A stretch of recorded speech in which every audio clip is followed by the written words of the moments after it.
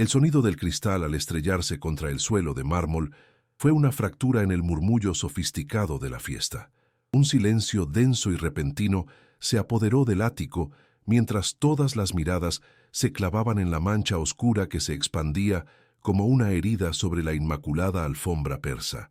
Era un zumo de arándanos, un rojo violento que parecía sangre contra los tonos crema del tejido. A su lado, de rodillas, estaba Sofía, con el uniforme de limpieza que la hacía casi invisible minutos antes y que ahora la convertía en el epicentro de la catástrofe.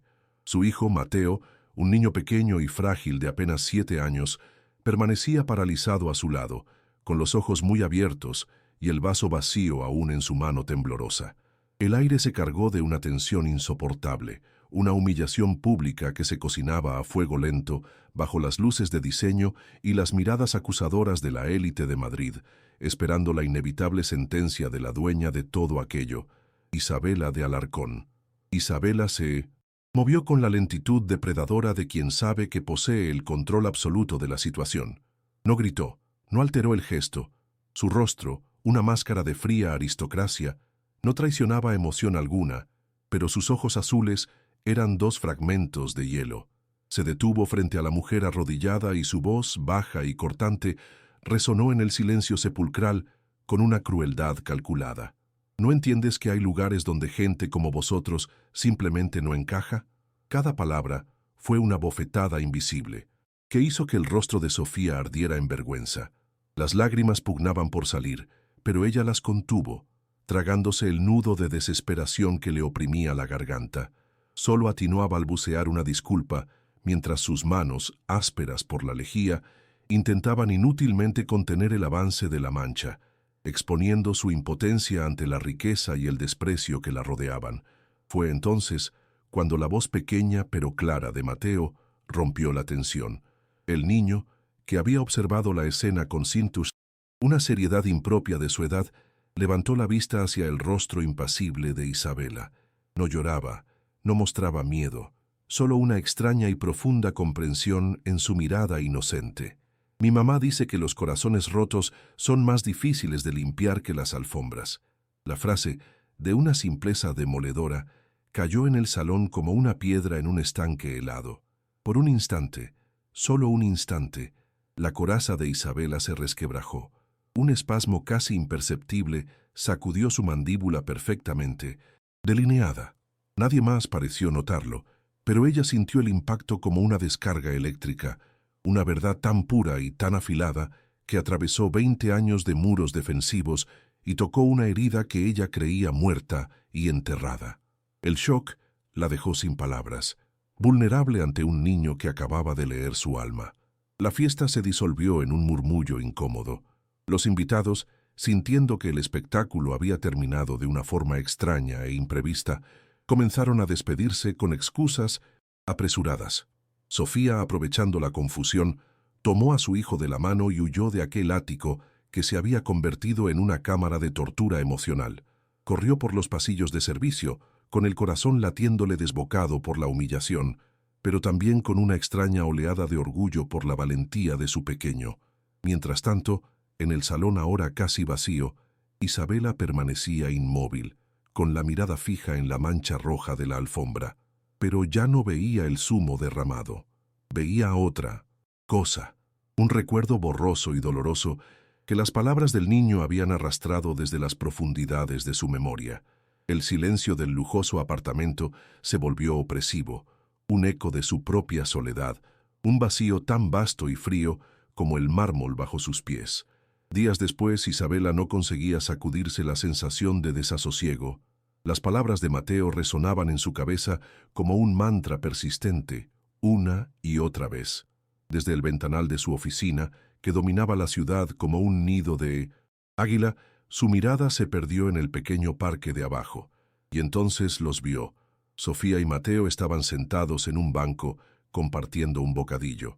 Vio cómo ella le ajustaba la bufanda al niño con un gesto lleno de ternura, cómo reían juntos, creando una burbuja de felicidad simple y perfecta en medio del frío invierno madrileño.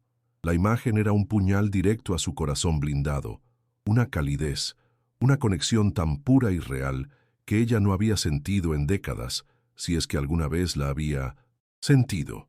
Un anhelo doloroso y desconocido la invadió mientras los observaba, preguntándose por qué la visión de aquella madre y su hijo, dos extraños insignificantes, la estaba destrozando por dentro. Isabela de Alarcón era la personificación del éxito, una figura tallada en hielo y acero que dirigía el imperio de alta perfumería Alarcón Lux, con una precisión implacable. Su vida transcurría en un ático en la calle Serrano, un espacio tan minimalista y frío como su propia alma, donde cada objeto de diseño gritaba riqueza, pero susurraba una soledad abrumadora.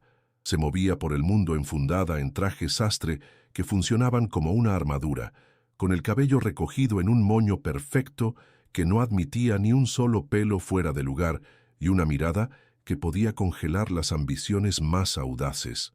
Para el mundo era una triunfadora, una mujer que lo tenía todo. Sin embargo, tras esa fachada de control absoluto, se escondía un vacío tan profundo que amenazaba con devorarla. Su riqueza no era una bendición, sino los barrotes de la jaula de oro más sofisticada de Madrid, una prisión que ella misma había construido para mantener a raya un dolor antiguo y enquistado. Desde el incidente en la fiesta, algo se había roto en su interior. Las palabras de aquel niño, Mateo, se habían convertido en un eco persistente que martilleaba su conciencia día y noche, impidiéndole encontrar refugio incluso en la agotadora rutina de su trabajo. Se encontraba a sí misma con la mirada perdida en medio de reuniones cruciales, reviviendo la imagen de la humillación de Sofía y la extraña serenidad en los ojos de su hijo. Era una sensación desconocida, una grieta en la coraza que había tardado 20 años en perfeccionar. Aquella frase sobre los corazones rotos no había sido una simple ocurrencia infantil.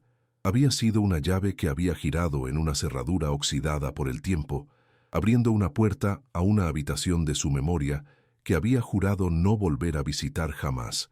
La inquietud se transformó en una obsesión sutil, un desasosiego que la empujaba a buscar respuestas en la visión de aquella madre y su hijo. La verdad era que el nombre del niño, Mateo, había sido la verdadera espoleta de la explosión interna que la consumía, porque 20 años atrás hubo otro Mateo, su Mateo. El recuerdo la asaltaba en oleadas de pánico helado, el olor a lluvia en el asfalto, la melodía infantil que sonaba en la radio del coche, el peso de la somnolencia tras un largo día de trabajo. Y entonces, el destello de una notificación en su teléfono móvil, una distracción de apenas un segundo que fue suficiente para que el mundo se hiciera pedazos en un chirrido ensordecedor de neumáticos y un estallido de cristales. El silencio que vino después fue lo más aterrador que había experimentado en su vida, un silencio que lo llenaba todo, un silencio que se había tragado la risa de su hijo para siempre. Ella conducía. Esa simple frase era la sentencia que se repetía cada día. Desde entonces, el veneno que había marchitado su capacidad de sentir. Toda su vida posterior a esa tragedia había sido una elaborada estrategia de supervivencia emocional. Su frialdad no era una característica innata, sino un escudo forjado en las llamas de una culpa insoportable. Tras perder a su hijo, Isabela hizo un pacto consigo misma. Nunca más volvería a permitirse amar, nunca más volvería a ser vulnerable. El amor, en su mente, se había entrelazado inseparablemente con el dolor de la pérdida. Construyó su imperio con la misma determinación con la que levantó los muros alrededor de su corazón, utilizando el trabajo y el poder como un anestésico para el alma. Humillar a Sofía no había sido un acto de pura maldad, sino una reacción instintiva y desesperada para alejar a esa imagen de maternidad pura que era un espejo insoportable de su propio fracaso. Ver a ese pequeño Mateo, tan frágil y tan valiente, era una tortura que amenazaba con demoler toda su estructura defensiva. Ahora, desde la atalaya de su oficina, observaba a Sofía y Mateo en el parque, una escena de amor cotidiano que para ella era tan exótica y dolorosa como una obra de arte perdida. El anhelo que sentía era una punzada física, una sed desesperada de algo que creía haber enterrado junto a su hijo. Un impulso irracional y peligroso comenzó a crecer en su interior, la necesidad de proteger a ese niño, de acercarse a ese calor humano que tanto la repelía y la atraía al mismo tiempo.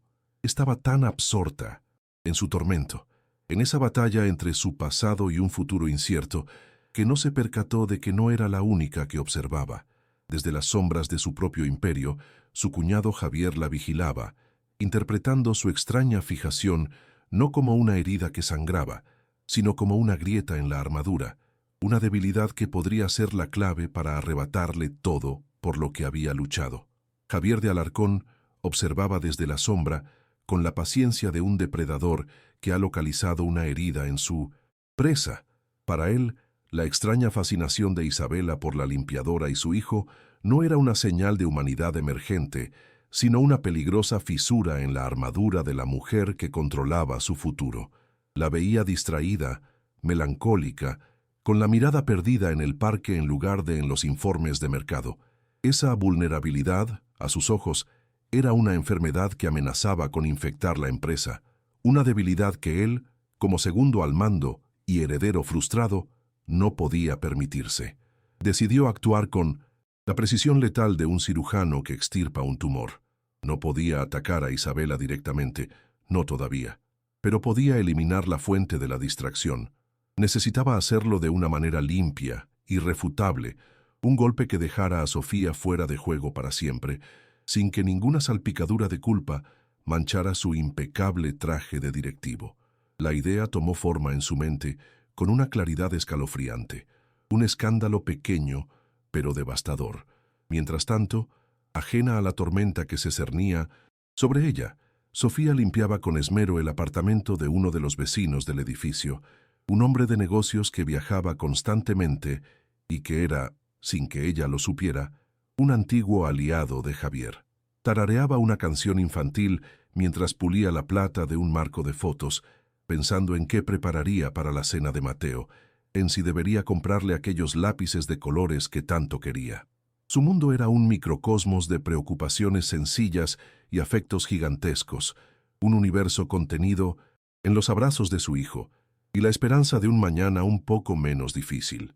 No se percató del par de gemelos de oro antiguo que reposaban, casi olvidados, en el fondo de un cajón que le habían pedido vaciar. No vio la mano invisible que había preparado el escenario, ni sintió la red que se cerraba a su alrededor, una trampa urdida con la frialdad de quien considera a las personas meros peones en un tablero de poder y ambición. Su inocencia era el cebo perfecto. El golpe llegó sin previo aviso, en el pasillo de servicio, cuando terminaba su turno. El administrador del edificio, un hombre de rostro severo y lealtad inquebrantable, a quien le pagaba el sueldo, la detuvo con un gesto seco. A su lado, el propietario del apartamento que acababa de limpiar la miraba con una estudiada expresión de decepción. La acusación fue lanzada al aire como una piedra, fría y pesada. Un robo. Unos gemelos de oro de gran valor sentimental habían desaparecido. La palabra ladrona resonó en el pasillo de mármol, rebotando en las paredes y clavándose en el corazón de Sofía como un puñal de hielo. Su negación fue un susurro ahogado por la incredulidad y el pánico. Sus manos temblaban mientras balbuceaba que ella nunca haría algo así, pero sus palabras se perdían ante la evidencia fabricada. Una rápida revisión de su bolso, una farsa perfectamente ejecutada, reveló los gemelos cuidadosamente escondidos en un bolsillo lateral. El shock paralizó sus lágrimas, dejándola expuesta a una humillación pública, una injusticia tan abrumadora que le robó el aliento. La expulsión fue un desfile silencioso y brutal. Escoltada por un guardia de seguridad como si fuera una delincuente común, Sofía tuvo que recoger sus escasas pertenencias del pequeño piso de servicio bajo la mirada curiosa y acusadora de otros empleados. Cada objeto que metía en una caja de cartón parecía gritar su fracaso, su vergüenza. El uniforme que una vez representó su sustento ahora se sentía como el traje de un prisionero.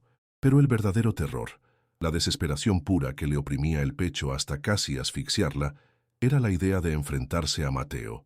¿Cómo le explicaría a su hijo que habían perdido su hogar y su trabajo por una mentira? ¿Cómo protegería su inocencia de la crueldad de un mundo que la había aplastado sin motivo aparente? Al cruzar por última vez las puertas de aquel edificio de lujo, sintió que no solo dejaba atrás un empleo, sino la frágil estabilidad que tanto le había costado construir. Se encontró en la fría acera de Madrid, con una caja en los brazos y un abismo bajo sus pies. En su ático, suspendida por encima del caos de la ciudad, Isabela sostenía entre sus dedos un prototipo de cristal para un nuevo perfume, analizando sus ángulos con una concentración forzada. Su mente, sin embargo, seguía vagando hacia la imagen de una bufanda roja y una risa infantil en el parque. Fue entonces cuando su asistente personal entró, depositando sobre su escritorio de caoba una delgada carpeta con la etiqueta Incidente de personal. Con una eficiencia impersonal, le informó de que una empleada del servicio de limpieza había sido despedida con efecto inmediato por el robo de un objeto de valor en la propiedad de un residente. Isabela abrió la carpeta con desinterés, esperando un trámite rutinario, pero al leer el nombre, Sofía García, el aire se heló en sus pulmones. El informe era demasiado pulcro, la resolución demasiado rápida. Un escalofrío recorrió su espalda al comprender la perfecta y cruel sincronización de los hechos. No era un simple despido, era un mensaje. Levantó la vista hacia el ventanal y en el reflejo de su propio rostro endurecido, vio la sombra de la sonrisa calculadora de Javier. La guerra había sido declarada y la primera batalla se había librado en su propio territorio, sacrificando a las únicas personas que habían logrado derribar sus murallas. La llamada de Javier fue un movimiento preciso en un tablero de ajedrez que solo él veía con claridad. Al otro lado de la línea, la voz de su antiguo compañero de universidad, ahora un residente convenientemente descontento del edificio, sonaba maleable, ansiosa por complacer. Javier no necesitaba dar órdenes explícitas. Su lenguaje era el de las insinuaciones y los favores mutuos, un dialecto de poder que ambos entendían a la perfección. Habló de la importancia de la discreción, de la necesidad de mantener la reputación del edificio impoluta y de cómo ciertas distracciones podían comprometer la estabilidad de un entorno tan exclusivo. No mencionó a Isabela ni a Sofía, ni a un niño con ojos demasiado sabios. Solo habló de un pequeño problema de seguridad que requería una solución rápida y definitiva. Al colgar, una sonrisa delgada y gélida se dibujó en sus labios. La primera pieza estaba en movimiento, y su trayectoria era tan predecible como devastadora para la mujer que pronto se convertiría en un daño colateral necesario. Mientras tanto, en la sala de juntas de Alarcón Lux, Isabela se sentía a la deriva en un océano de cifras y proyecciones de mercado. Las voces de sus directivos eran un murmullo lejano, un zumbido sin sentido que no lograba penetrar la niebla de sus pensamientos. Su mente escapaba una y otra vez al recuerdo del rostro digno de Sofía devolviéndole la cesta en el garaje, a la calidez de la pequeña mano de Mateo que había vislumbrado en el parque. Por primera vez en 20 años, el imperio que había construido con sus propias manos le parecía un mausoleo de cristal, frío y sin vida. Sentía un anhelo tan agudo que era casi un dolor físico, una sed de algo real en su mundo de artificios. No se percató de las miradas de reojo que intercambiaban los miembros del consejo, ni del sutil veneno que Javier había estado goteando en sus oídos durante días, pintando su extraña melancolía como el preludio de un colapso nervioso que ponía en riesgo el futuro de la compañía. Sofía, completamente ajena a las maquinaciones que se tejían en los despachos de lujo, limpiaba con una dedicación que era casi una forma de oración. El apartamento del señor Velasco era uno de sus favoritos. Siempre estaba ordenado y olía a libros viejos y a madera de cedro. Mientras pulía una estantería, su mente estaba ocupada con planes sencillos y vitales: el disfraz de superhéroe que Mateo quería para el carnaval del colegio, la receta de lentejas de su abuela que le prepararía para la cena, el pequeño ahorro que estaba acumulando para poder llevarlo a ver el mar por primera vez. Su mundo era un delicado equilibrio de esfuerzo y amor, una fortaleza construida con los ladrillos de la rutina y la esperanza. Sus ojos pasaron por encima de un par de gemelos dorados que descansaban en el fondo de un cajón sin darles mayor importancia. concentrada en dejar cada superficie reluciente, sin saber que su esmero y su inocencia la estaban convirtiendo en el blanco perfecto de una crueldad inimaginable. La trampa se cerró con una brutalidad silenciosa y eficiente. Justo cuando Sofía terminaba su jornada, el señor Velasco apareció en el pasillo, su rostro una máscara de indignación perfectamente ensayada. A su lado, el administrador del edificio la observaba con una frialdad acusadora. La palabra robo fue pronunciada con un peso que aplastó el aire a su alrededor. Unos gemelos, una herencia familiar de valor incalculable, habían desaparecido. La negación de Sofía fue un hilo de voz, un susurro roto por la incredulidad y un pánico helado que le atenazaba la garganta.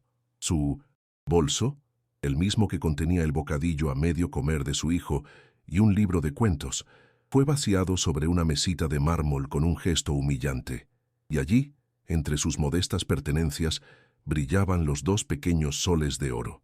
El shock fue tan absoluto que le robó las lágrimas y el aliento, dejándola muda y expuesta en medio de un corredor que se había transformado en el escenario de su ejecución social. La noticia llegó al escritorio de Isabela en la forma de un correo electrónico, aséptico, un informe de incidente redactado con la impersonalidad corporativa que ella misma había instaurado. Despido por justa causa. Sofía García. Robo de objetos de valor. Las palabras eran como fragmentos de hielo, precisas y cortantes. Por un instante, la vieja Isabela, la reina de hielo, sintió un atisbo de alivio. El problema se había solucionado solo. La distracción había sido eliminada, pero la sensación duró menos que un parpadeo. Algo en la pulcritud del suceso, en su perfecta conveniencia, le provocó un escalofrío. Recordó la mirada calculadora de Javier en el garaje, su interés casi depredador en su conversación con Sofía. Esto no era un simple despido, era una jugada maestra en una partida que ella no sabía que estaba jugando.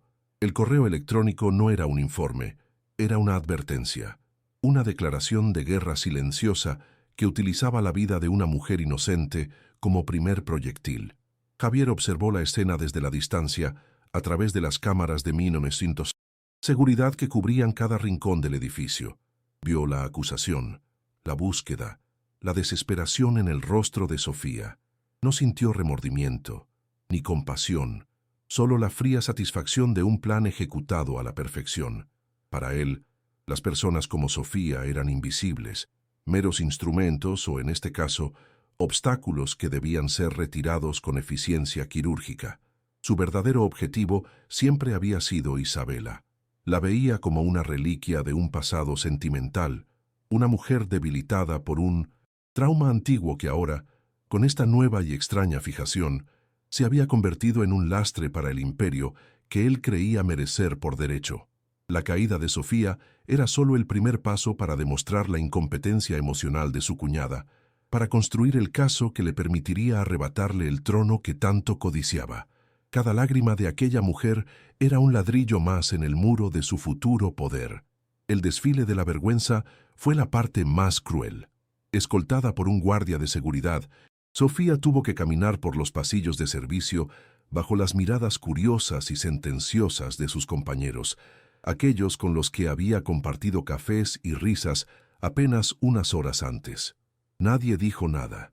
El silencio era un veredicto en sí mismo.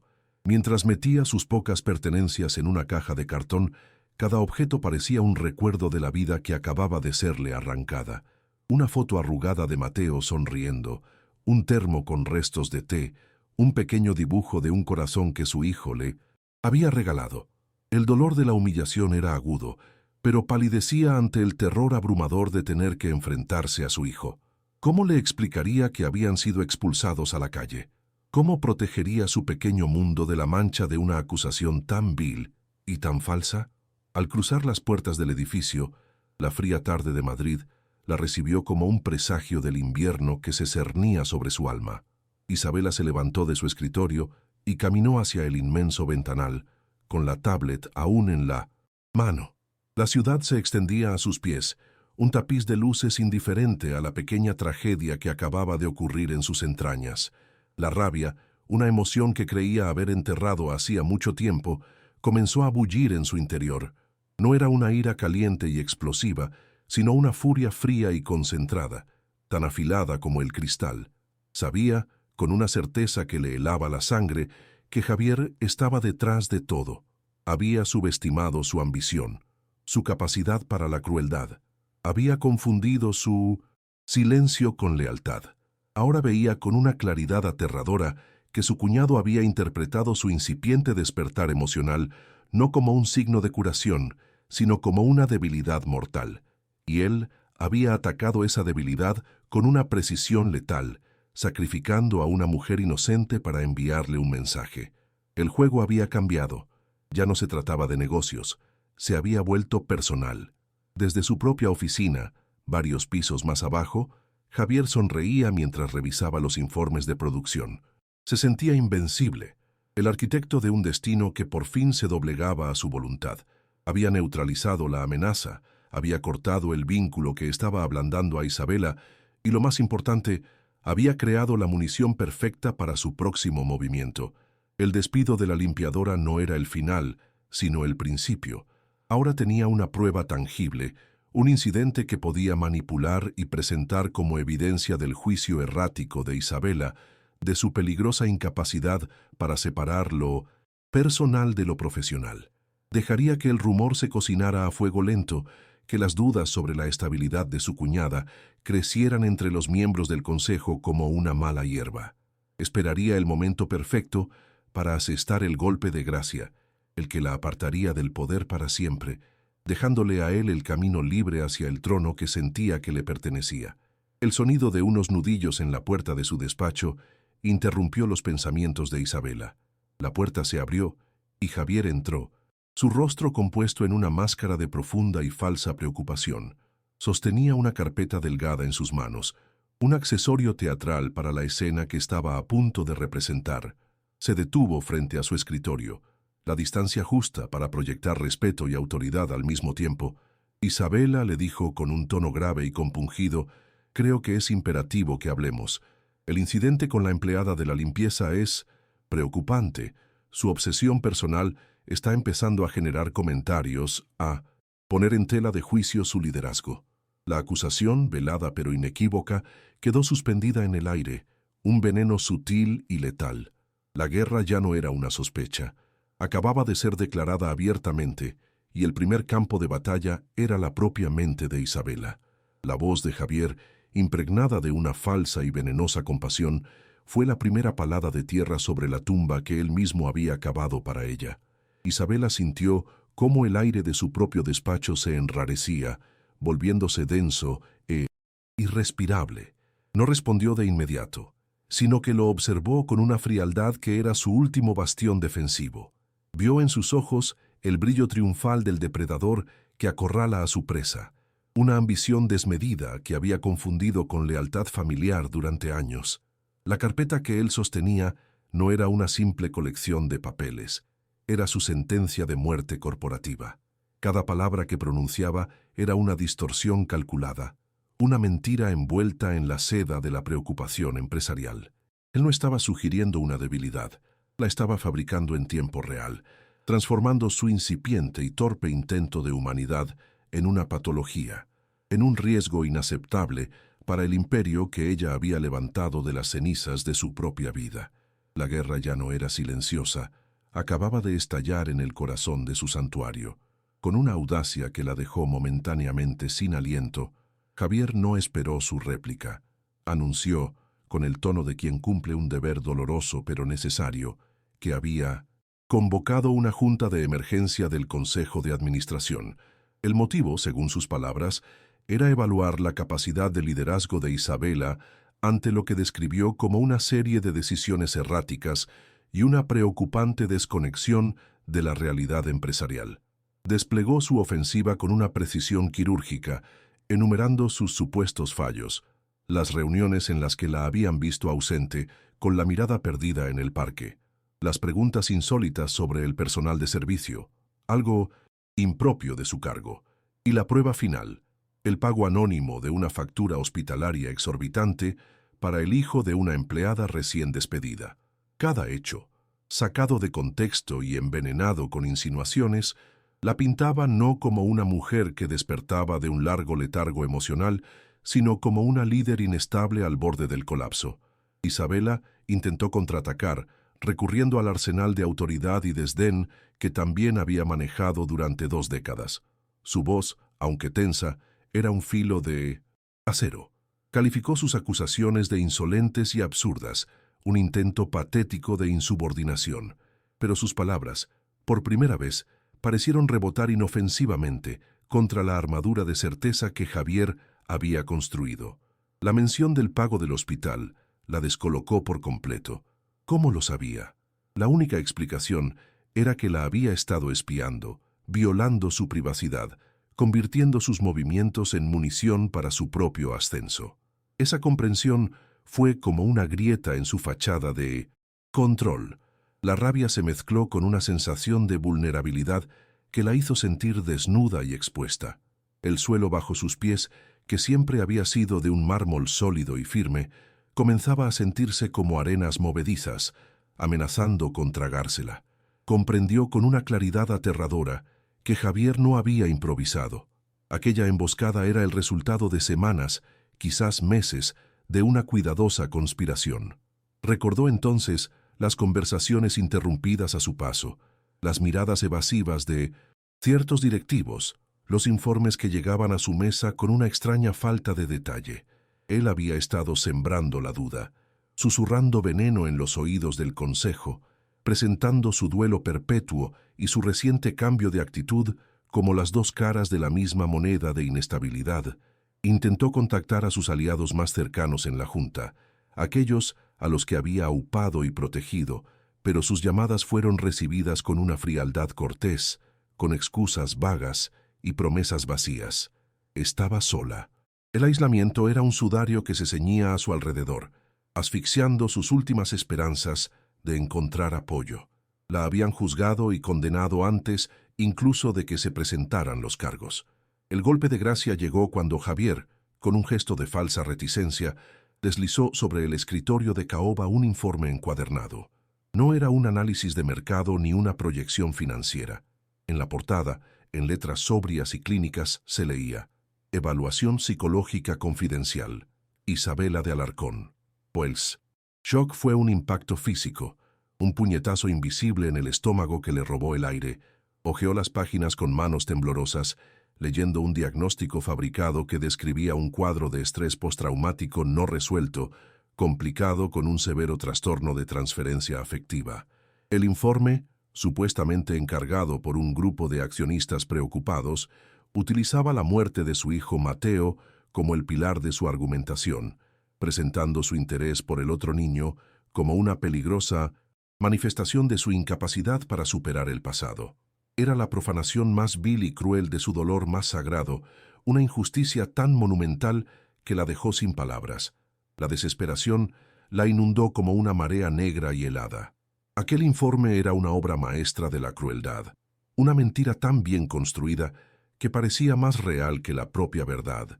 Cualquier intento de negarlo, cualquier explosión de ira o de dolor, solo serviría para confirmar el diagnóstico de inestabilidad emocional que se describía en sus páginas. Javier la había encerrado en una jaula perfecta, donde sus propias emociones eran los barrotes.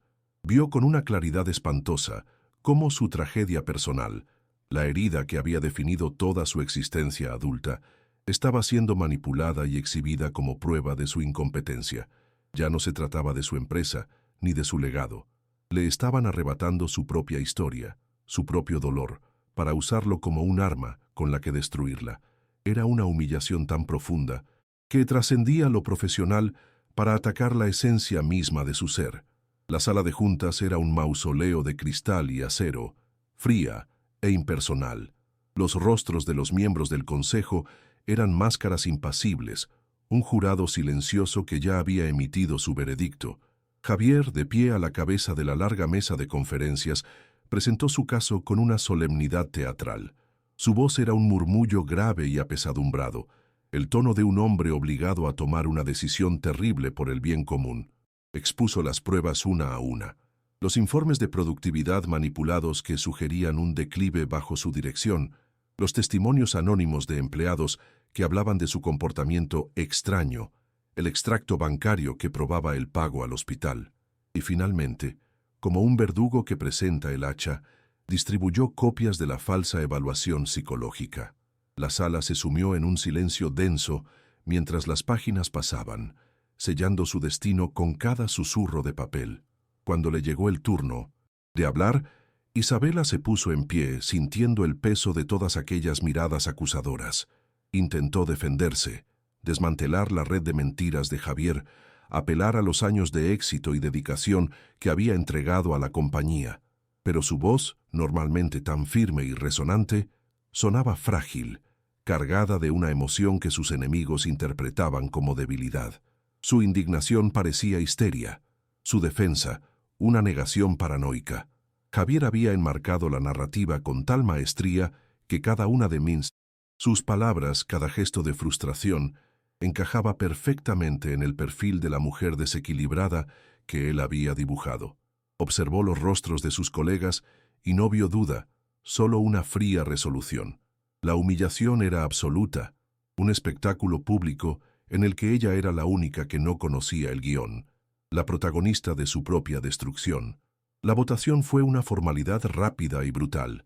El presidente interino, un hombre que le debía su carrera, solicitó que se levantara la mano a favor de la moción para destituirla de su cargo de consejera delegada, con efecto inmediato, alegando incapacidad para el ejercicio de sus funciones.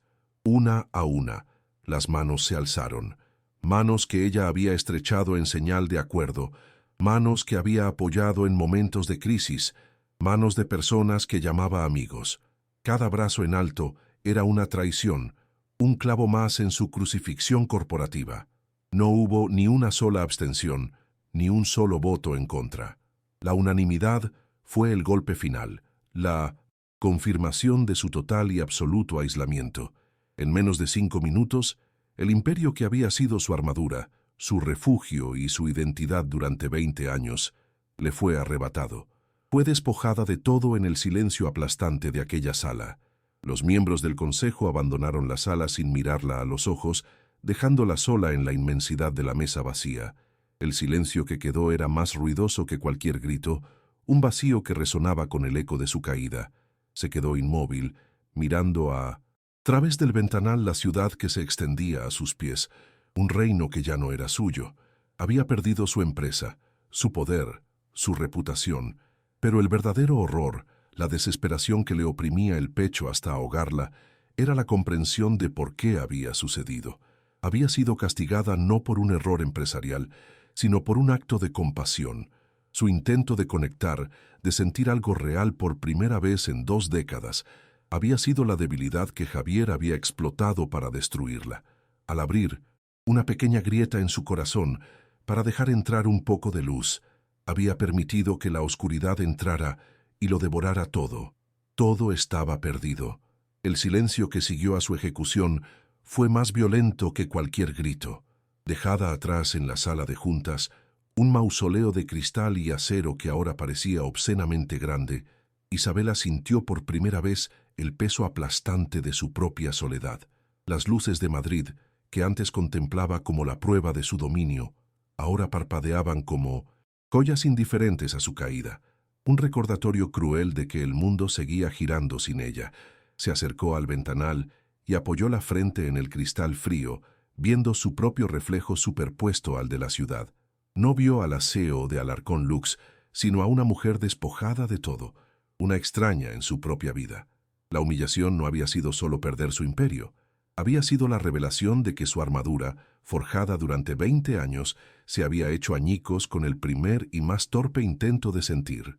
Algo parecido a la compasión. Javier no solo le había quitado la empresa, le había robado la posibilidad de redención. Deambuló por su ático como un fantasma en un museo. Cada objeto de diseño, cada superficie pulida, cada obra de arte cuidadosamente seleccionada le gritaba su fracaso. Su hogar, antes un símbolo de poder y control, ahora no era más que el escenario de su derrota, una jaula de oro cuyos barrotes eran más visibles que nunca.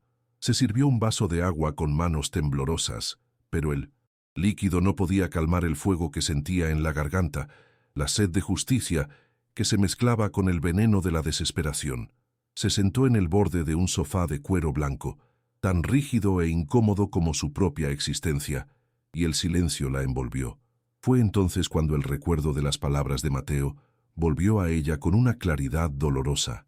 Los corazones rotos son más difíciles de limpiar que las alfombras, y en ese instante comprendió que su corazón no estaba simplemente roto, había sido pulverizado y sus fragmentos esparcidos por el suelo de mármol de su propia vida. Fue un sonido casi imperceptible lo que la sacó de su letargo, un golpe suave en la puerta de servicio. Con la energía de un autómata, se levantó y caminó hacia allí, esperando encontrarse con algún empleado despistado, pero al abrir, se encontró con el rostro arrugado y preocupado de Ricardo, el conserje. El hombre la miró con una deferencia que no había cambiado, a pesar de que los rumores de su destitución ya debían de correr como la pólvora por todo el edificio.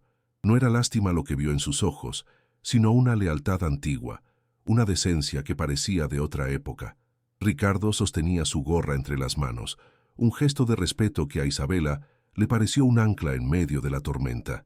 Sin decir una palabra, él le tendió un pequeño sobre de papel manila, un objeto mundano que en ese momento se sintió como un salvavidas lanzado a un océano helado.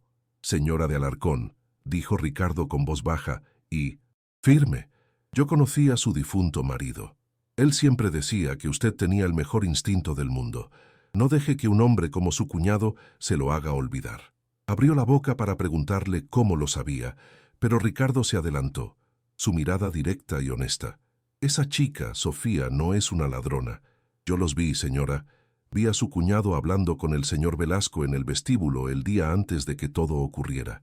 No era una conversación de negocios, era una confabulación, una de esas charlas llenas de sonrisas falsas y palmadas en la espalda que siempre preceden a una puñalada. No tengo pruebas, solo la palabra de un viejo conserje, pero sé lo que vi. Y sé que esa mujer y su hijo no merecían esto». La revelación fue un destello de luz en la oscuridad, la primera pieza de un puzzle que empezaba a encajar con una lógica aterradora. Dentro del sobre no había un documento legal ni una prueba irrefutable, solo una dirección garabateada en un trozo de papel de libreta. «Es una pensión en Carabanchel», explicó Ricardo. «Les conseguí una habitación por un par de noches. El niño no estaba bien. Su asma empeoró con todo el estrés». Isabela miró la dirección, un nombre de calle que le resultaba tan ajeno como un país extranjero. Durante un largo instante sopesó sus opciones. Podía quedarse allí, en su jaula de lujo, y lamerse las heridas hasta que se infectaran, o podía hacer algo. Podía seguir la única pista, el único hilo de verdad que le habían ofrecido en un día lleno de mentiras. La imagen del rostro pálido de Mateo, de la dignidad herida de Sofía, se impuso sobre su propio dolor. Por primera vez en mucho tiempo, no pensó en su empresa ni en su legado. Pensó en la injusticia, y una chispa de la vieja Isabela, la luchadora implacable, se reavivó entre las cenizas de su derrota. Condujo por las calles de Madrid como si estuviera atravesando un territorio desconocido. Dejó atrás las boutiques de lujo y los portales señoriales de Salamanca para adentrarse en un laberinto de fachadas desconchadas, ropa tendida en los balcones y el olor a fritura que flotaba en el aire. Cada semáforo en rojo era una pausa para que la duda la asaltara. ¿Qué estaba haciendo? ¿Qué esperaba encontrar? ¿Una disculpa? ¿Absolución? No lo sabía. Solo sabía que tenía que ir. Encontró la pensión, un edificio estrecho y sombrío encajado entre una tienda de segunda mano y un bar con las luces de neón parpadeando. El portal olía a humedad y a desinfectante barato. Subió por una escalera mal iluminada hasta el segundo piso, con el corazón latiéndole con una mezcla de miedo y una determinación que no sabía de dónde salía. Se detuvo frente a la puerta número 7 y tras respirar hondo, llamó con los nudillos. La puerta se abrió solo una rendija y el rostro de Sofía apareció en la penumbra, demacrado por el cansancio y la preocupación. Al reconocer a Isabela, sus ojos se abrieron con una mezcla de shock y hostilidad. Una cadena de seguridad impidió que la puerta se abriera del todo. «¿Qué hace usted aquí?», siseó Sofía, su voz cargada de un rencor helado. «¿No ha hecho ya suficiente daño? Viene a regodearse de su victoria, a asegurarse de que hemos desaparecido de su vista para siempre». Para Sofía, Isabela era la arquitecta de su desgracia, la mujer rica y poderosa que la había aplastado como a un insecto por un simple accidente. Isabela intentó hablar, explicar que ella también era una víctima en todo aquello, pero las palabras se le atascaron en la garganta. ¿Cómo podía pedirle que la creyera cuando todo su mundo, toda su vida, había sido construido sobre una base de poder y desprecio hacia gente como ella? La desconfianza en los ojos de Sofía era un muro más alto y más sólido que cualquiera de su ático. Fue entonces cuando un ataque de tos seca y persistente se escuchó desde el interior de la habitación. Sofía se giró instintivamente, su hostilidad reemplazada por una angustia maternal. «Mateo», susurró, y abrió la puerta por completo para correr al lado de una pequeña cama. Isabela entró sin ser invitada, su mirada clavada en el niño que estaba pálido y luchaba por respirar. Fue entonces cuando Sofía, en su desesperación, soltó la bomba que lo cambiaría todo. Él la despidió, ¿sabe? Su cuñado, el señor Javier, vino a verme justo después. Me ofreció dinero para que me fuera de Madrid y no volviera a molestarla. Me dijo que usted estaba obsesionada, que era un peligro, y yo le creí. Pero antes de eso, el día anterior a que me acusaran, lo vi. Lo vi hablando con el señor Velasco en el vestíbulo, el hombre que dijo que le había robado. Se reían, como si compartieran un secreto sucio. La verdad, cruda y brutal, quedó suspendida en el aire viciado de la pequeña habitación. Mientras tanto, en la cima del Imperio Alarcón, Javier se sentaba en el despacho de Isabela, saboreando el poder que emanaba del cuero del sillón y la caoba del escritorio.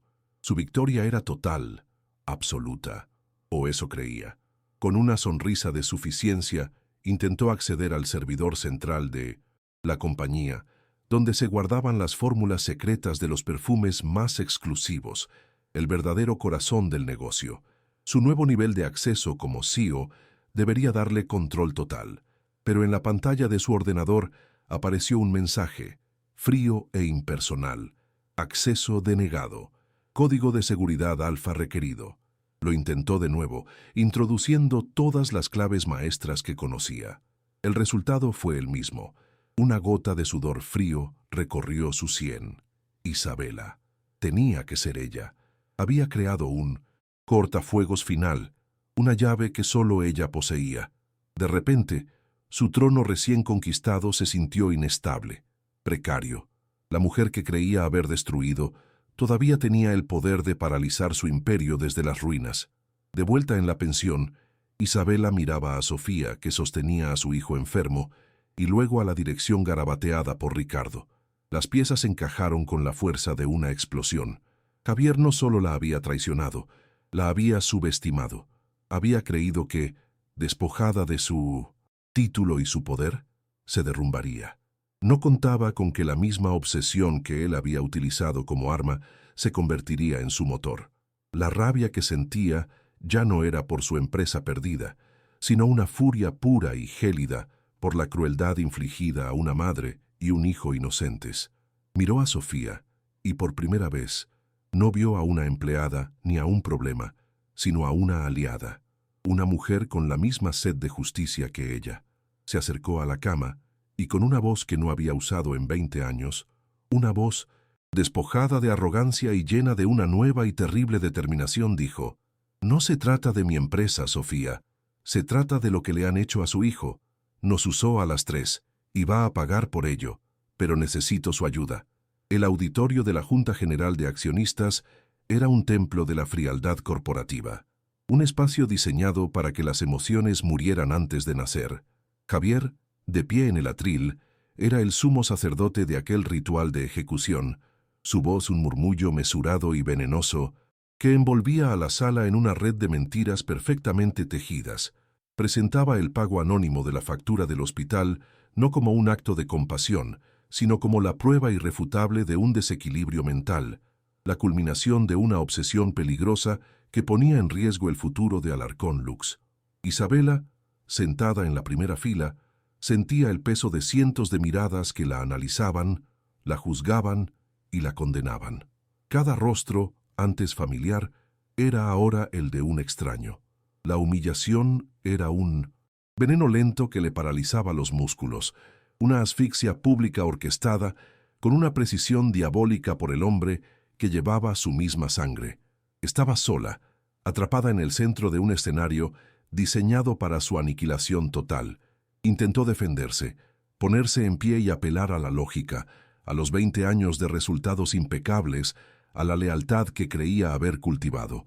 Pero su voz, cuando por fin logró salir, sonó extraña, frágil, impregnada de una rabia temblorosa que, para aquel jurado de hielo, solo confirmaba el diagnóstico de histeria que Javier había pintado con tanto esmero. Sus argumentos se deshacían en el aire antes de llegar a sus destinatarios. Veía la traición reflejada en los ojos de hombres y mujeres a los que había ascendido, a los que había considerado sus aliados. La habían abandonado. El aislamiento era una celda invisible cuyas paredes se estrechaban a cada segundo. Javier había ganado. Había convertido su primer atisbo de humanidad en 2 décadas en el arma definitiva para destruirla, y lo había hecho frente a todo su mundo, asegurándose de que su caída fuera tan espectacular como irrevocable. La desesperación era un océano negro y no había orilla a la vista. Fue entonces, en el instante en que el presidente del Consejo se disponía a iniciar la votación que sellaría su destino, cuando las imponentes puertas dobles del auditorio se abrieron de par en par. El chirrido de la madera noble rompió el silencio tenso, y todas las cabezas se giraron al unísono. La figura que se recortaba en el umbral era tan inesperada, tan fuera de lugar en aquel universo de trajes caros y poder calculado, que por un momento pareció una aparición. Era Ricardo, el conserje, con su uniforme impecable, y la dignidad de un hombre que ha visto pasar la vida desde el otro lado del mármol. Su presencia causó una oleada de murmullos confusos. Javier se quedó paralizado, su discurso de victoria a medio pronunciar. La irrupción de aquel hombre sencillo y anónimo era una variable imposible, un error en su ecuación perfecta que le provocó un escalofrío de pánico helado. Pero Ricardo no venía solo. Un paso por detrás de él, como si se protegiera en su sombra, apareció Sofía. Estaba pálida, y sus manos temblaban visiblemente, pero en sus ojos había una resolución que no tenía nada que ver con la mujer derrotada que Isabela había visto en la pensión. El shock en la sala fue eléctrico. Javier sintió que el suelo se abría bajo sus pies. ¿Ella? ¿Aquí? Era imposible. Se había asegurado de que desapareciera. Le había ofrecido dinero, la había amenazado sutilmente. Su presencia allí era una declaración de guerra que no había previsto. Los accionistas se miraban unos a otros, intentando comprender qué hacía una empleada de la limpieza, despedida por robo, en el epicentro de la mayor crisis de poder de la compañía. La narrativa de Javier, tan cuidadosamente controlada, comenzaba a resquebrajarse bajo el peso de una realidad que se negaba a ser silenciada. Con una calma que desarmó a todos, Ricardo avanzó por el pasillo central, con Sofía siguiéndole de cerca. No se dirigió a Javier, sino al presidente del consejo. «Señor, disculpe la interrupción, pero esta mujer tiene algo que le pertenece a la señora de Alarcón. No ha venido a pedir nada ni a acusar a nadie, solo a devolverlo». La simplicidad de sus palabras, cargadas de una honestidad brutal, creó una nueva capa de tensión en la sala. Javier intentó intervenir, pidiendo a seguridad que los escoltara fuera, tildando la escena de un circo patético, pero el presidente, intrigado, le hizo un gesto para que guardara silencio. Todos los ojos estaban ahora fijos en Sofía, en la mujer invisible que de repente se había convertido en el centro de atención, la pieza clave de un puzzle que nadie entendía todavía. Se detuvo frente a Isabela, sin atreverse a mirarla a los ojos. En su mano, Sofía sostenía un objeto pequeño y desgastado, un cochecito de juguete de madera, con la pintura roja casi desaparecida en los bordes por el paso del tiempo y el juego. Lo encontré en el trastero que me pidieron que vaciara. dijo con voz baja pero clara, dirigiéndose a Isabela por primera vez. Creí que querría conservarlo. Para los presentes era un gesto extraño, casi absurdo, un juguete viejo en medio de una batalla de miles de millones de euros. Pero para Isabela, aquel pequeño trozo de madera fue una detonación nuclear en el centro de su alma. El aire abandonó sus pulmones en una exhalación temblorosa. El mundo se desvaneció. Los rostros se volvieron borrosos y solo quedó aquel coche, el mismo que su hijo Mateo sostenía en sus manos pequeños segundos antes de que el mundo se hiciera añicos en un estallido de metal y cristal. El dique que había contenido 20 años de dolor se rompió en 1000 pedazos. Un sollozo desgarrador, un grito ahogado que nació de las profundidades de su ser, escapó de su garganta. Las lágrimas, calientes y amargas, comenzaron a brotar sin control, surcando su rostro como ríos de un sufrimiento demasiado tiempo reprimido. Cogió el cochecito con manos que temblaban como hojas, sus dedos acariciando la madera familiar como si pudiera encontrar en ella el eco de la risa de su hijo. Se derrumbó, no físicamente, sino emocionalmente, a la vista de todos. Su armadura de hielo se fundió en un instante, revelando a la mujer rota que había debajo, la madre que nunca había dejado de llorar en silencio. El shock en la sala era total. El silencio era tan profundo que se podía oír el latido desbocado de los corazones. Aquello ya no era una junta de accionistas, era el velatorio de un secreto guardado durante 2 décadas. A través de las lágrimas, su voz emergió, rota pero extrañamente fuerte. Ese coche era de mi hijo. Se llamaba Mateo. La confesión cayó sobre la sala como una bomba. Y murió. Murió hace 20 años en un accidente de coche. Yo conducía. Miré el móvil. Un segundo. Solo un segundo. Cada palabra era una tortura, una expiación pública de su culpa. Y sí, estoy obsesionada, gritó, mirando directamente a Javier con los ojos encendidos por una mezcla de dolor y furia. Estoy obsesionada porque ese niño, que se llama igual que mi hijo, y su madre me han hecho sentir algo por primera vez en 20 años. Me han recordado que tenía un corazón, aunque estuviera roto, y usted ha usado mi dolor, mi tragedia más sagrada, para intentar robarme lo único que me quedaba. La verdad, brutal y desnuda, había sido liberada, y su poder era devastador. Javier retrocedió como si lo hubieran golpeado. Su rostro, antes tan seguro y arrogante, era ahora una máscara de pánico y derrota. Su complot, tan lógico y empresarial, se había desintegrado ante la fuerza incontenible de una tragedia humana. Intentó balbucear algo sobre la inestabilidad emocional, sobre cómo aquella confesión solo confirmaba sus temores, pero sus palabras sonaban vacías, obscenas. Nadie le escuchaba. Los miembros del consejo, los accionistas, todos miraban a Isabela, pero ya no veían a una CEO desequilibrada, sino a una madre consumida por el duelo, a una mujer que había sacrificado su alma en el altar de su empresa. La humillación había cambiado de bando. Ahora era Javier quien estaba desnudo y expuesto, su ambición revelada como la más abyecta de las crueldades. El shock colectivo se transformó en una oleada de empatía hacia Isabela y de desprecio hacia él. El presidente del consejo se puso en pie lentamente. Su rostro, que minutos antes reflejaba una fría decepción, estaba ahora marcado por una profunda conmoción. Miró a Javier con un desdén tan absoluto que pareció encogerlo en su sitio. Luego, su mirada se posó en Isabela, que seguía de pie, temblando, con el cochecito de juguete apretado contra su pecho como un salvavidas. Ya no había rastro de la reina de hielo, solo una mujer increíblemente vulnerable, y por ello, más fuerte que nunca. El presidente levantó su mazo, pero no para llamar a la votación que la habría destituido. Lo golpeó con una fuerza resonante sobre la mesa, un sonido seco y definitivo que reclamó el silencio absoluto. La sala contuvo la respiración. La guerra había terminado. La explosión había arrasado el campo de batalla, y de entre las ruinas, una nueva verdad estaba a punto de emerger. El golpe del mazo del presidente resonó en el auditorio no como una sentencia para Isabela, sino como el toque de difuntos para la carrera de Javier. Con una voz grave que no admitía réplica, el presidente anuló la moción de destitución y anunció la apertura de una investigación inmediata sobre las prácticas de Javier de Alarcón, citando posible manipulación y coacción.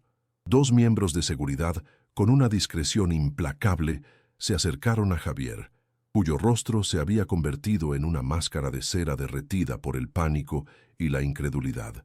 Mientras lo escoltaban fuera del auditorio, despojado de su poder y su arrogancia en un desfile de humillación silenciosa, ninguna cabeza se giró para compadecerlo. Todas las miradas estaban fijas en Isabela, la mujer que minutos antes era una paria, una líder desequilibrada, era ahora una figura trágica y, extrañamente, más poderosa que nunca. No la veían con lástima, sino con un respeto sobrecogedor, el que se reserva para quienes han caminado por el infierno y han vuelto para contarlo, con las cicatrices a la vista de todos. Isabela no se movió hasta que las puertas se cerraron tras la figura derrotada de su cuñado. Entonces, lentamente, como si cada paso le costara un mundo, se giró hacia Sofía. El auditorio permanecía en un silencio sepulcral, observando el encuentro entre dos mundos que habían colisionado de forma tan violenta. Las lágrimas aún surcaban el rostro de Isabela, pero su mirada ya no era de hielo, sino de una vulnerabilidad desarmante. «Lo siento», susurró, y la palabra tan simple llevaba el peso de 20 años de soledad y de una crueldad nacida del dolor. «Siento la humillación, el desprecio, siento no haber visto la verdad. Gracias, gracias por devolverme a mi hijo». Sofía, que había llegado allí con el corazón blindado por la rabia y la injusticia, sintió como sus defensas se desmoronaban. Vio a la mujer que tenía delante no como la millonaria que la había despreciado, sino como otra madre rota por una pérdida inimaginable. En ese instante, en medio del templo del poder corporativo, nació algo puro, un puente invisible construido con el material más resistente del universo, el dolor compartido. Las semanas que siguieron fueron un torbellino de cambios silenciosos pero sísmicos. Javier desapareció del mapa corporativo, borrado como una mala anotación en un libro de cuentas, su nombre convertido en un sinónimo de traición. Isabela, por su parte, no se limitó a restaurar el orden en su imperio. Movida por una nueva y febril energía, liquidó varias de sus propiedades más ostentosas y con esos fondos creó la Fundación Mateo, una organización destinada a proporcionar vivienda, asistencia legal y apoyo emocional a madres solteras en situación de vulnerabilidad. Un día, citó a Sofía en su despacho, que ya no parecía tan frío. No le ofreció su antiguo trabajo de vuelta, le ofreció un puesto en la junta directiva de la fundación. «No quiero tu gratitud, Sofía, quiero tu experiencia. Quiero que me ayudes a construir algo que realmente importe». Ya no era un acto de caridad, sino el reconocimiento de un igual, una alianza forjada en las cenizas de la injusticia para crear un legado de esperanza. Pasaron los meses y el invierno dio paso a una primavera que parecía florecer también en el ático de la calle Serrano. El mármol blanco seguía allí, pero ahora su frialdad era atenuada por el calor de la vida. Un dibujo de un superhéroe con colores vibrantes, firmado por Mateo, ocupaba un lugar de honor en la puerta del frigorífico de acero inoxidable. Sobre la inmaculada alfombra persa, donde una vez una mancha de zumo casi destruyó 3 vidas, ahora había una torre de bloques de construcción a medio terminar. Isabela, con el pelo suelto cayéndole sobre los hombros y vestida con un sencillo jersey de cachemira, reía a carcajadas mientras intentaba añadir una pieza más sin que todo se derrumbara. Mateo, cuyo asma era ahora un recuerdo lejano, la animaba con gritos de alegría. Desde la cocina, donde preparaba una tortilla de patatas cuyo aroma llenaba cada rincón, Sofía los observaba. La soledad había sido desterrada de aquel lugar, reemplazada por el desorden, feliz de una familia que nadie habría podido imaginar. Un año después, bajo un cielo azul y limpio de Madrid, Isabela y Sofía inauguraban el primer centro de acogida de la Fundación Mateo. El edificio, moderno y luminoso, era un refugio de esperanza. Isabela, de pie ante un pequeño micrófono, no habló de cifras ni de estrategias empresariales. Habló de corazones rotos y de la inesperada fuerza que se encuentra en la vulnerabilidad, de cómo a veces es necesario perderlo todo para encontrar lo que de verdad importa. A su lado, Sofía sonreía. Su serenidad era el testimonio de una dignidad recuperada y un futuro conquistado. Entre el público, Mateo, sano y feliz, sostenía la mano de Ricardo, el viejo conserje, ambos observando la escena con orgullo. Isabela terminó su discurso, su mirada encontrando la de Sofía en un gesto de complicidad y afecto profundo. Nadie en aquella fría fiesta de Navidad, ni siquiera ellas mismas, podría haber imaginado jamás que una humilde madre y su hijo cambiarían sus vidas para siempre, demostrando que la verdadera limpieza siempre empieza por el alma. El estruendo del cristal al hacerse añicos contra el suelo de mármol de Carrara fue una fractura en el sofisticado murmullo de la fiesta. Un silencio denso y repentino se apoderó del penthouse, mientras todas las miradas se clavaban en la mancha oscura que se expandía como una herida sobre la inmaculada alfombra persa. Era un jugo de arándanos, un rojo violento que parecía sangre contra los tonos, crema del tejido. A su lado de rodillas estaba Sofía, con el uniforme de limpieza que la hacía casi invisible minutos antes y que ahora la convertía en el epicentro de la catástrofe. Su hijo, Mateo, un niño pequeño y frágil de apenas 7 años, permanecía paralizado a su lado, con los ojos muy abiertos y el vaso vacío aún en su mano temblorosa. El aire de Polanco se cargó de una tensión insoportable, una humillación pública que se cocinaba a fuego lento bajo las luces de diseño y las miradas acusadoras de la élite de la Ciudad de México, esperando la inevitable sentencia de la dueña de todo aquello, Isabela de Alarcón. Isabela se movió con la lentitud depredadora de quien sabe que posee el control absoluto de la situación. No gritó, no alteró el gesto. Su rostro, una máscara de fría aristocracia, no traicionaba emoción alguna, pero sus ojos azules eran 2 fragmentos de hielo. Se detuvo frente a la mujer arrodillada, y su voz, baja y cortante, resonó en el silencio sepulcral, con una crueldad calculada. ¿No entiendes que hay lugares donde gente como vosotros simplemente no encaja? Cada palabra fue una bofetada invisible que hizo que el rostro de Sofía ardiera en vergüenza. Las lágrimas pugnaban por salir, pero ella las contuvo, tragándose el nudo de desesperación que le oprimía la garganta. Solo atinó a balbucear una disculpa mientras sus manos, ásperas por el cloro, intentaban inútilmente contener el avance de la mancha, exponiendo su impotencia ante la riqueza y el desprecio que la rodeaban. Fue entonces cuando la voz pequeña pero clara de Mateo rompió la tensión. El niño, que había observado la escena con una seriedad impropia de su edad, levantó la vista hacia el rostro impasible de Isabela. No lloraba, no mostraba miedo, solo una extraña y profunda comprensión en su mirada inocente. Mi mamá dice que los corazones rotos son más difíciles de limpiar que las alfombras. La frase, de una simpleza demoledora, cayó en el salón como una piedra en un estanque, helado. Por un instante, solo un instante, la coraza de Isabela se resquebrajó. Un espasmo casi imperceptible sacudió su mandíbula perfectamente delineada. Nadie más pareció notarlo, pero ella sintió el impacto como una descarga eléctrica, una verdad tan pura y tan afilada que atravesó 20 años de muros defensivos y tocó una herida que ella creía muerta y enterrada. El shock la dejó sin palabras, vulnerable ante un niño que acababa de leer su alma. Un golpe directo al alma, ¿verdad? Sí. ¿Sientes que esta historia ya te ha tocado? Únete a nuestra familia en Susurros del Destino. Suscríbete y cuéntanos desde qué rincón del mundo nos escuchas, porque las emociones no tienen fronteras.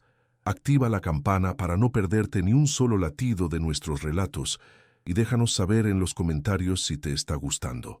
La fiesta se disolvió en un murmullo incómodo. Los invitados, sintiendo que el espectáculo había terminado de una forma extraña e imprevista, comenzaron a despedirse con excusas apresuradas. Sofía, aprovechando la confusión, tomó a su hijo de la mano y huyó de aquel penthouse que se había convertido en una cámara de tortura emocional. Corrió por los pasillos de servicio, con el corazón latiéndole desbocado por la humillación, pero también con una extraña oleada de orgullo por la valentía de su pequeño. Mientras tanto, en el salón ahora casi vacío, Isabela permanecía inmóvil, con la mirada fija en la mancha roja de la alfombra. Pero ya no veía el jugo derramado. Veía otra cosa, un recuerdo borroso y doloroso que las palabras del niño habían arrastrado desde las profundidades de su memoria. El silencio del lujoso apartamento se volvió opresivo, un eco de su propia soledad, un vacío tan vasto y frío como el mármol bajo sus pies. Días después, Isabela no conseguía sacudirse la sensación de desasosiego. Las palabras de Mateo resonaban en su cabeza como un mantra persistente, una y otra vez. Desde el ventanal de su oficina en Santa Fe, que dominaba la ciudad, como un nido de águila, su mirada se perdió en el pequeño parque de abajo, y entonces los vio. Sofía y Mateo estaban sentados en un banco, compartiendo una torta de jamón. Vio cómo ella le ajustaba la bufanda al niño con un gesto lleno de ternura, cómo reían juntos, creando una burbuja de felicidad simple y perfecta en medio del frío invierno de la capital. La imagen era un puñal directo a su corazón blindado, una calidez, una conexión tan pura y real que ella no había sentido en décadas, si es que alguna vez la había sentido. Un anhelo doloroso y desconocido la invadió mientras los observaba, preguntándose por qué la visión de aquella madre y su hijo, dos extraños insignificantes, la estaba destrozando por dentro.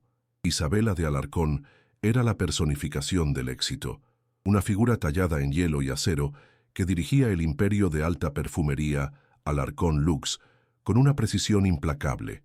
Su vida transcurría en un penthouse en la avenida Presidente Masaryk, un espacio tan minimalista y frío como su propia alma, donde cada objeto de diseño gritaba riqueza, pero susurraba una soledad abrumadora.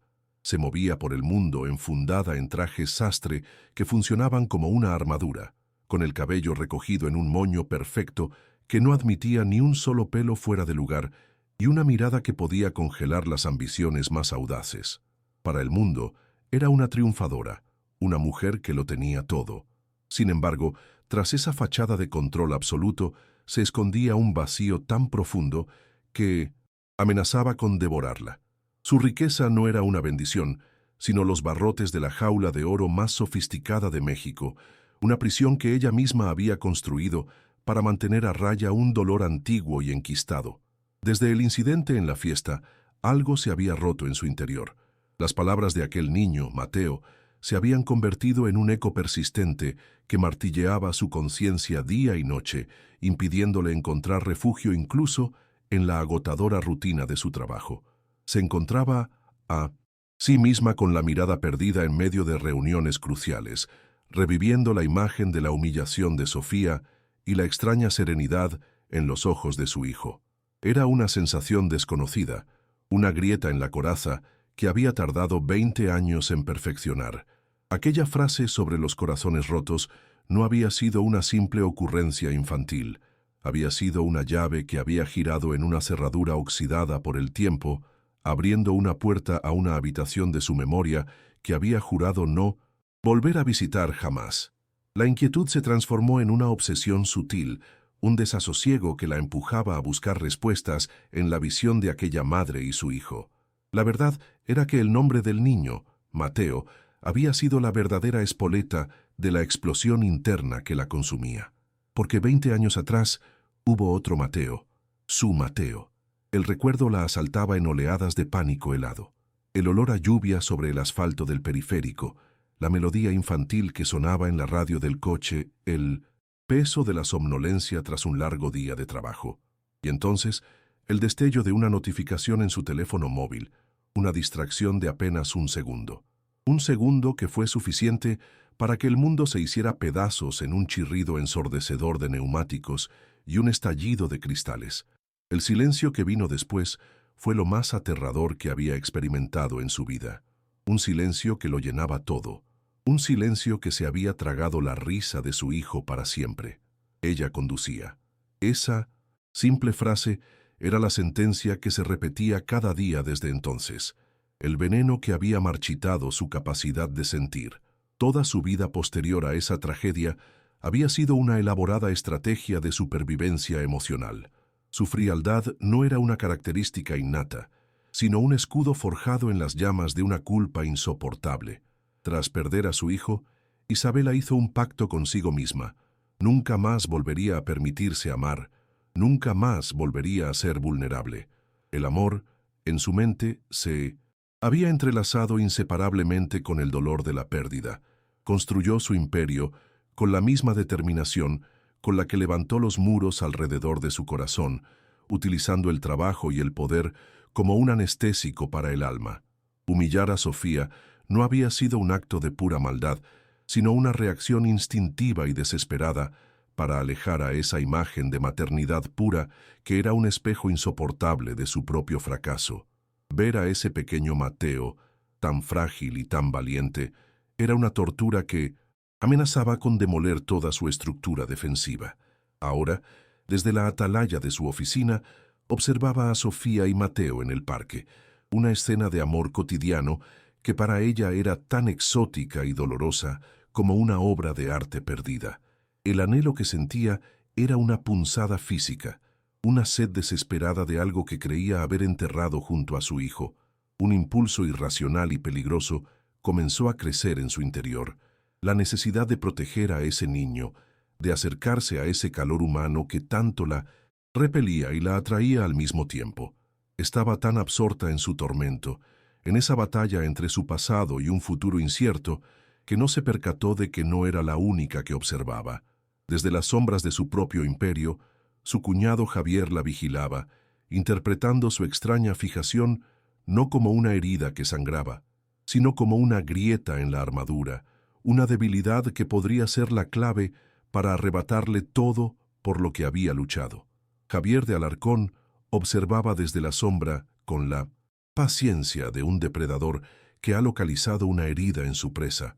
Para él, la extraña fascinación de Isabela por la limpiadora y su hijo no era una señal de humanidad emergente, sino una peligrosa fisura en la armadura de la mujer que controlaba su futuro. La veía distraída, melancólica, con la mirada perdida en el parque en lugar de en los informes de mercado. Esa vulnerabilidad, a sus ojos, era una enfermedad que amenazaba con infectar la empresa, una debilidad que él, como segundo al mando y heredero frustrado, no podía permitirse. Decidió actuar con la precisión letal de un cirujano que extirpa un tumor. No podía atacar a Isabela directamente, no todavía, pero podía eliminar la fuente de la distracción. Necesitaba hacerlo de una manera limpia, irrefutable, un golpe que dejara a Sofía fuera de juego para siempre, sin que ninguna salpicadura de culpa manchara su impecable traje de directivo. La idea tomó forma en su mente con una claridad escalofriante. Un escándalo pequeño, pero devastador. Mientras tanto, ajena a la tormenta que se cernía sobre ella, Sofía limpiaba con esmero el apartamento de uno de los vecinos del edificio, un hombre de negocios que viajaba constantemente y que era, sin que ella lo supiera, un antiguo aliado de Javier. Tarareaba una canción infantil mientras pulía la plata de un marco de fotos, pensando en qué prepararía para la cena de Mateo, en si debería comprarle aquellos lápices de colores que tanto quería. Su mundo era un microcosmos de preocupaciones sencillas y afectos gigantescos, un universo contenido en los abrazos de su hijo y la esperanza de un mañana un poco menos difícil. No se percató del par de gemelos de oro antiguo que reposaban, casi olvidados, en el fondo de un cajón que le habían pedido vaciar. No vio la mano invisible que había preparado el escenario, ni sintió la red que se cerraba a su alrededor, una trampa urdida con la frialdad de quien considera a las personas meros peones en un tablero de poder y ambición. Su inocencia era el cebo perfecto. El golpe llegó sin previo aviso en el pasillo de servicio cuando terminaba su turno.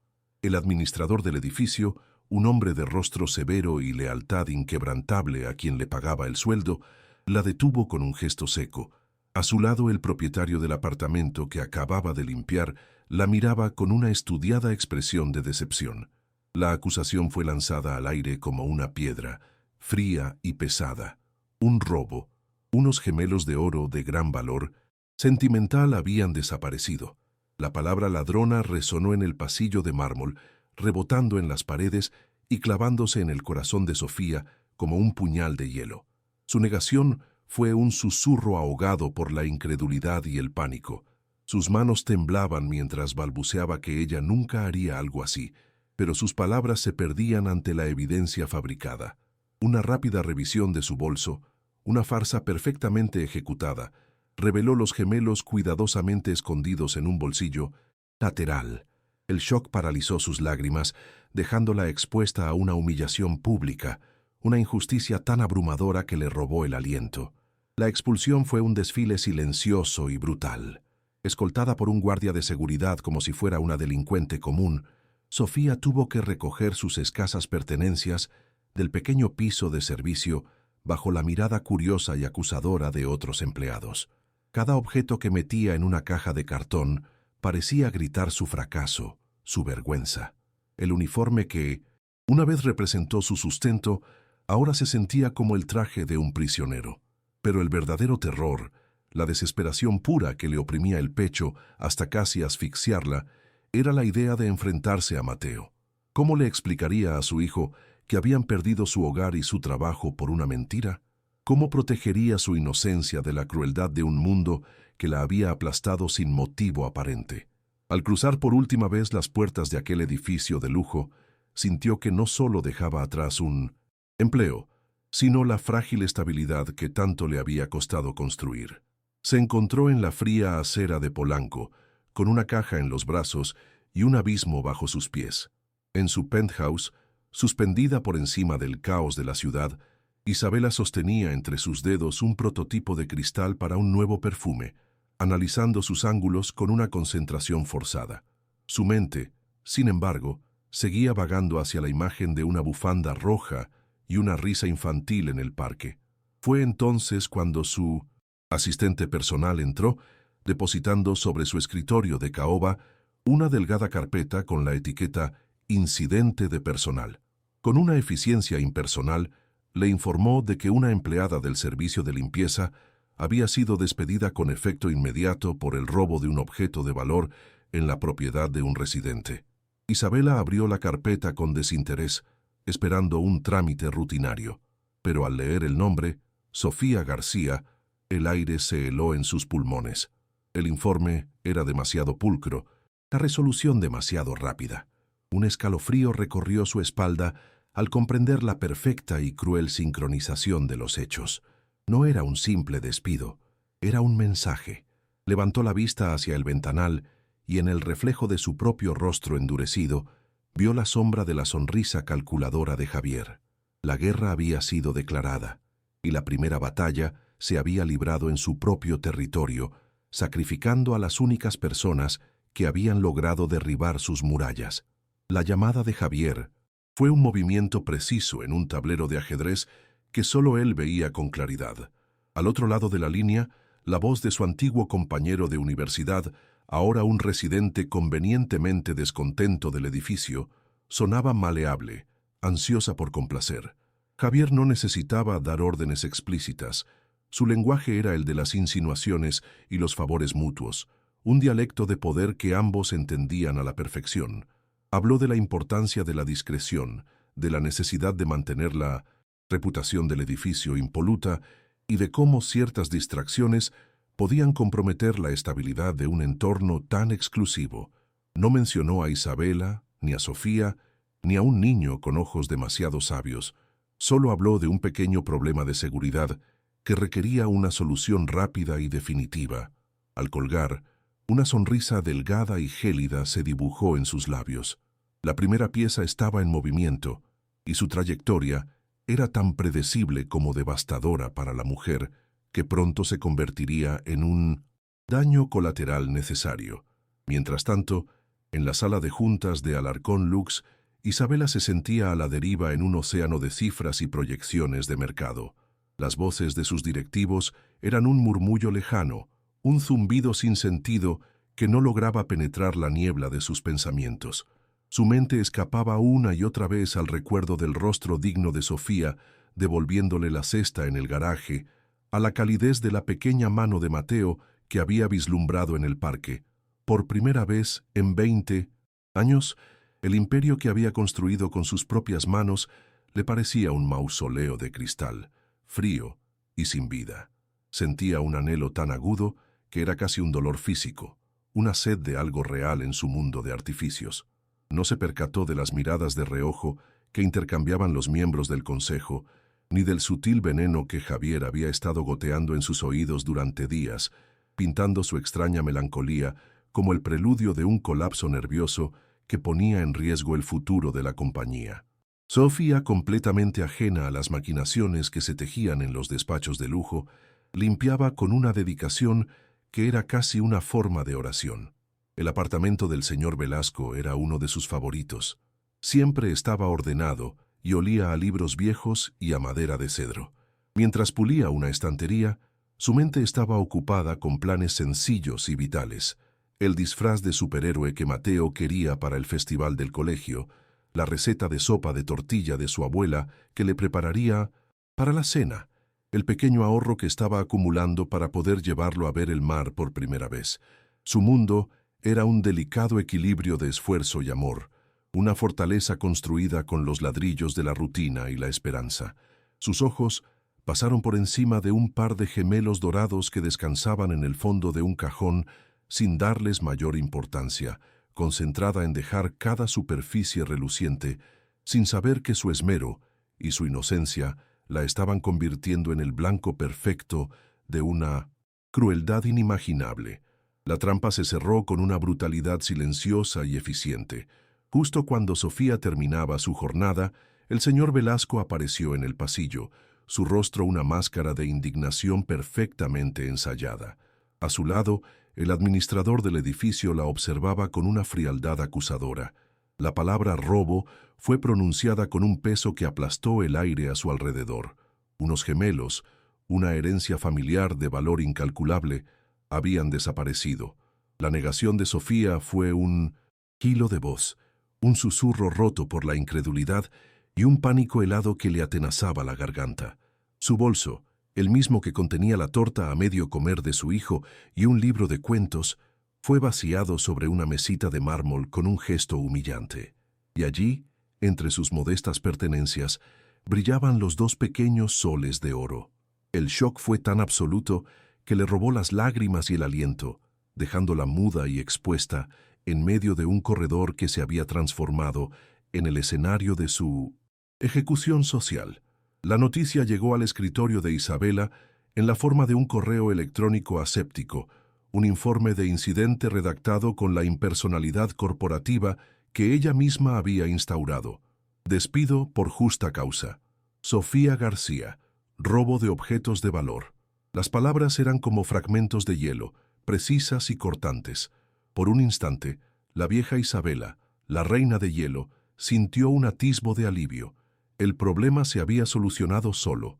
La distracción había sido eliminada. Pero la sensación duró menos que un parpadeo. Algo en la pulcritud del suceso, en su perfecta conveniencia, le provocó un escalofrío. Recordó la mirada calculadora de Javier en el garaje, su interés casi depredador en su conversación con Sofía. Esto no era un simple despido. Era una jugada maestra en una partida que ella no sabía que estaba jugando. El correo electrónico no era un informe, era una advertencia, una declaración de guerra silenciosa que utilizaba la vida de una mujer inocente como primer proyectil. Javier observó la escena desde la distancia, a través de las cámaras de seguridad que cubrían cada rincón del edificio. Vio la acusación, la búsqueda, la desesperación en el rostro de Sofía. No sintió remordimiento ni compasión, solo la fría satisfacción de un plan ejecutado a la perfección. Para él, las personas como Sofía eran invisibles, meros instrumentos o, en este caso, obstáculos que debían ser retirados con eficiencia quirúrgica. Su verdadero objetivo siempre había sido Isabela. La veía como una reliquia de un pasado sentimental, una mujer debilitada por un trauma antiguo que ahora, con esta nueva y extraña fijación, se había convertido en un lastre para el imperio que él creía merecer por derecho. La caída de Sofía era solo el primer paso para demostrar la incompetencia emocional de su cuñada, para construir el caso que le permitiría arrebatarle el trono que tanto codiciaba. Cada lágrima de aquella mujer era un ladrillo más en el muro de su futuro poder. El desfile de la vergüenza fue la parte más cruel. Escoltada por un guardia de seguridad, Sofía tuvo que caminar por los pasillos de servicio bajo las miradas curiosas y sentenciosas de sus compañeros, aquellos con los que había compartido cafés y risas apenas unas horas antes. Nadie dijo nada. El silencio era un veredicto en sí mismo. Mientras metía sus pocas pertenencias en una caja de cartón, cada objeto parecía un recuerdo de la vida que acababa de serle arrancada. Una foto arrugada de Mateo, sonriendo, un termo con restos de té de manzanilla, un pequeño dibujo de un corazón que su hijo le había regalado. El dolor de la humillación era agudo, pero palidecía ante el terror abrumador de tener que enfrentarse a su hijo. ¿Cómo le explicaría que habían sido expulsados a la calle? ¿Cómo protegería su pequeño mundo de la mancha de una acusación tan vil y tan falsa?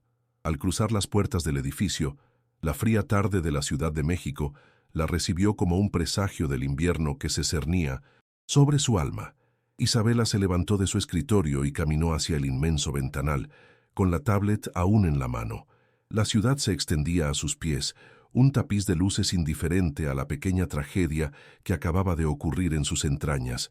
La rabia, una emoción que creía haber enterrado hacía mucho tiempo, comenzó a bullir en su interior. No era una ira caliente y explosiva, sino una furia fría y concentrada, tan afilada como el cristal. Sabía, con una certeza que le helaba la sangre, que Javier estaba detrás de todo. Había subestimado su ambición, su capacidad para la crueldad. Había confundido su silencio con lealtad. Ahora veía con una claridad aterradora que su cuñado había interpretado su incipiente despertar emocional no como un signo de curación, sino como una debilidad mortal, y él había atacado esa debilidad con una precisión letal, sacrificando a una mujer inocente para enviarle un mensaje. El juego había cambiado. Ya no se trataba de negocios, se había vuelto personal. Desde su propia oficina, varios pisos más abajo, Javier sonreía mientras revisaba los informes de producción. Se sentía invencible, el arquitecto de un destino que por fin se doblegaba a su voluntad. Había neutralizado la amenaza, había cortado el vínculo que estaba ablandando a Isabela y, lo más importante, había creado la munición perfecta para su próximo movimiento. El despido de la limpiadora no era el final, sino el principio. Ahora tenía una prueba tangible, un incidente que podía manipular y presentar como evidencia del juicio errático de Isabela, de su peligrosa incapacidad para separar lo personal de lo profesional. Dejaría que el rumor se cocinara a fuego lento, que las dudas sobre la estabilidad de su cuñada crecieran entre los miembros del consejo como una mala hierba. Esperaría el momento perfecto para asestar el golpe de gracia, el que la apartaría del poder para siempre, dejándole a él el camino libre hacia el trono que sentía que le pertenecía. El sonido de unos nudillos en la puerta de su despacho interrumpió los pensamientos de Isabela. La puerta se abrió y Javier entró, su rostro compuesto en una máscara de profunda y falsa preocupación. Sostenía una carpeta delgada en sus manos, un accesorio teatral para la escena que estaba a punto de